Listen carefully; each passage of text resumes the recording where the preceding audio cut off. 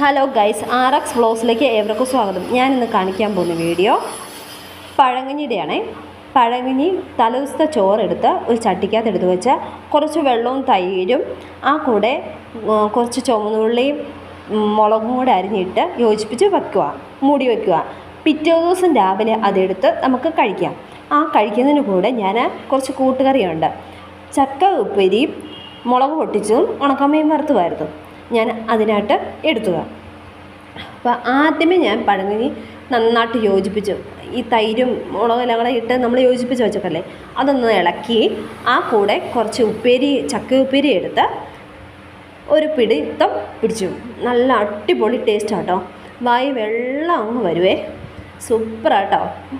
അതിന് ശേഷം മുളക് പൊട്ടിച്ചതും ഉണക്കമീൻ വറുത്തതും കൂടി കഴിച്ചു. എല്ലാവർക്കും ഈ വീഡിയോ ഇഷ്ടമായെങ്കിൽ ലൈക്ക് ചെയ്യുക, സപ്പോർട്ട് ചെയ്യുക.